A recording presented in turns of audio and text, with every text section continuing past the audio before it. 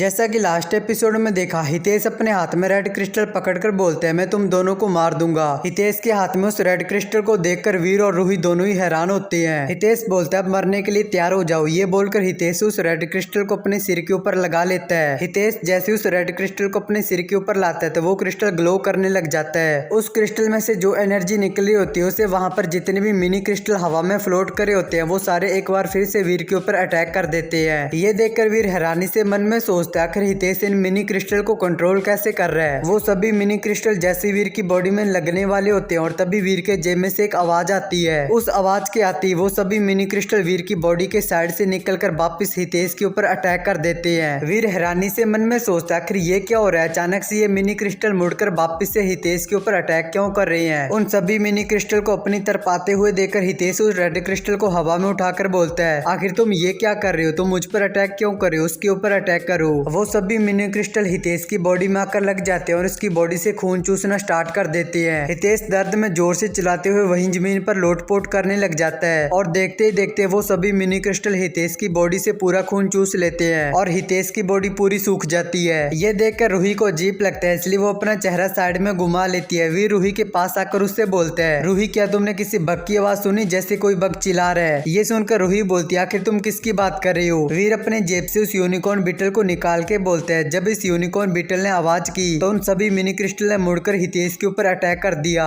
ये सुनकर रूही हैरानी से बोलती है आखिर ये यूनिकॉर्न बीटल है क्या और क्या ऐसा हो सकता है कि इस यूनिकॉर्न बीटल के कारण उन मिनी क्रिस्टल ने हम पे अटैक नहीं किया। वीर बोलता है हाँ ऐसा हो सकता है। इसके बाद वीर हितेश की बॉडी के पास जाता है और हितेश की बॉडी चेक करता है तो वीर को उसके पास ठीक वैसा ही कार्ड मिलता है जिसके ऊपर 9 लाइफ कैट का पैटर्न बना होता है। और फिर वीर हितेश की बॉडी से उस रेड क्रिस्टल को उठा लेता है और उसे 9 लाइफ कैट के पेंडेंट के पास करता है। 9 लाइफ कैट का पेंडेंट जैसे उस रेड क्रिस्टल के पास आता है तो वो अजीब सा रिएक्ट करने लगता है। वीर मन में सोचता है मैंने इन दोनों को साथ में मिला दिया है लेकिन इन दोनों को कोई भी फर्क नहीं पड़ रहा है। आखिर इन दोनों के बीच में क्या रिलेशन है और ये एक दूसरे को रिएक्ट कैसे कर रहे हैं। ये सोचकर वीर हितेश की तरह उस रेड क्रिस्टल को अपने सिर के ऊपर लगा लेता है। वीर मन में सोचता है इस रेड क्रिस्टल को सिर के ऊपर लगाने से मेरे माइंड में एक अजीब सा करंट फील हो रहा है। आखिर हितेश ने इस रेड क्रिस्टल से उन मिनी क्रिस्टल को कंट्रोल कैसे किया। और तभी वो रेड क्रिस्टल वीर के सिर के ऊपर पिघल जाता है और वीर के माइंड में एब्जॉर्ब हो जाता है और वो क्रिस्टल वहां से गायब हो जाता है। ये देखकर रूही वीर से पूछती है वीर क्या तुम ठीक हो। वीर बोलते हैं हाँ मैं ठीक हूँ। इस क्रिस्टल को अपने सिर पे लगाने से मुझे ठीक वैसी फीलिंग आई जैसे हम ब्रेन क्रिस्टल को अपने माइंड में एब्जॉर्ब करते हैं। और मुझे ये समझ नहीं आ रहा आखिर हितेश ने इस रेड क्रिस्टल से उन मिनी क्रिस्टल को कंट्रोल कैसे किया। रूही बोलती है प्रोफेसर ली और हितेश दोनों अजीब तरीके से मर चुके हैं इसलिए मुझे नहीं लगता कि हम इस सच को जान पाएंगे कि इस रेड क्रिस्टल से उन मिनी क्रिस्टल को कंट्रोल कैसे करते हैं। और फिर वीर प्रोफेसर की बॉडी चेक करता है लेकिन वीर को उसकी बॉडी में कुछ भी नहीं मिलता। वीर हैरानी से मन में सोचता है अजीब बात है मुझे प्रोफेसर ली की बॉडी से वो एक्सेस कार्ड क्यों नहीं मिला जिसके ऊपर 9 लाइफ कैट के पैटर्न बने हुए थे। क्योंकि हितेश और ये प्रोफेसर ये सभी लोग एक ही मिशन में थे तो इन सभी के पास वो कार्ड होना चाहिए। इसके बाद वो लोग उस ब्लैक गेट से उस खजाने वाले रूम से बाहर आ जाते हैं। रूही वीर से बोलती है डफने वापस जाने के बाद हमें यहाँ से जितनी भी चीजें मिली हैं वो सारी की सारी अलायंस की हो जाएंगी। और तभी इनके सामने वो गोल्डन रूबेक्स क्यूब आ जाता है जिसे देखकर ये दोनों हैरानी से बोलते हैं ये तो गोल्डन रूबेक्स क्यूब है। लेकिन वो गोल्डन रूबेक्स क्यूब इनके ऊपर अटैक नहीं करता। ये देखकर रूही हैरानी से बोलती है आखिर ये हम पर अटैक क्यों नहीं कर रहा है। वीर रूही से बोलते हैं मुझे लगता है ये इस यूनिकॉर्न बीटल के कारण हम पे अटैक नहीं कर रहा है। हम इस यूनिकॉर्न बीटल की मदद से इस क्रिस्टलाइजर रूम से बाहर जा सकते हैं और बाकी लोगों को भी ढूंढ सकते हैं। वीर मन में सोचता है डफने वापस जाने के बाद अगर ये यूनिकॉर्न बीटल स्कैन में आ गया तो अफसोस की बात होगी, मुझे इसे डफने को देना पड़ेगा। इसके बाद हम वीर को देखते हैं जो डफने वॉर मशीन में अपने रूम के अंदर बुक पढ़ रहा होता है और तभी हम उस यूनिकॉर्न बीटल को भी देखते हैं जो वहां पर होता है। वीर उसे देखकर बोलते हैं मुझे उम्मीद नहीं थी कि तुम स्कैन में नहीं आओगे।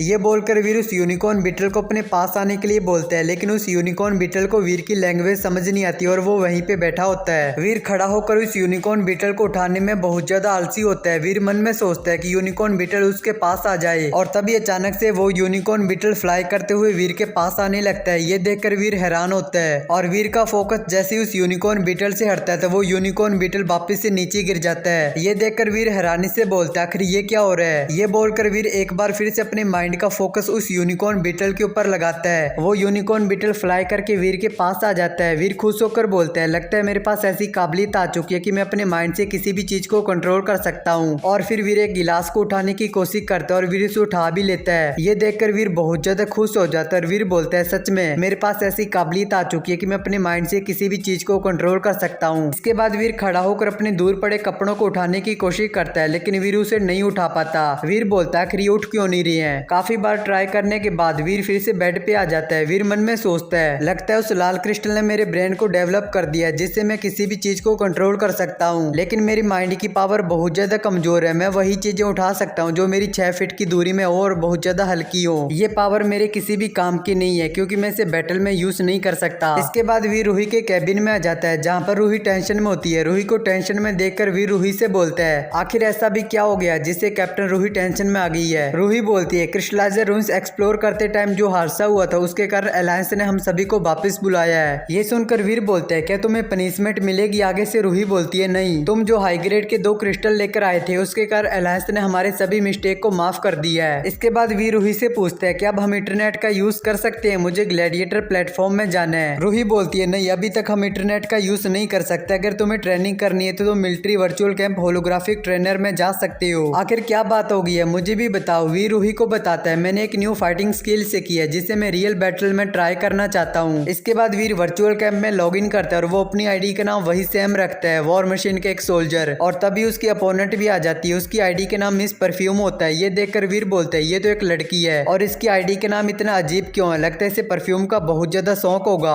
दूसरी तरफ हम मिस परफ्यूम को देखते हैं, जो कि और कोई नहीं बल्कि अवनी शेरगिल होती है। अवनी शेरगिल वीर की आईडी को देखकर बोलती है वॉर मशीन का सोल्जर, क्या ये वही सोल्जर नहीं है जिसकी 7 किल वाली वीडियो बहुत ज्यादा फेमस हो गई थी। और हाँ, ये थंबनेल के एपिसोड के नंबर पर मत जाना, ये एक ही एपिसोड है, बस मैंने वहां पर 2 लिखा है क्योंकि एक बंदा व्यू चोरी कर रहा है। इसके बाद ये एपिसोड होता है यहाँ पर एंड।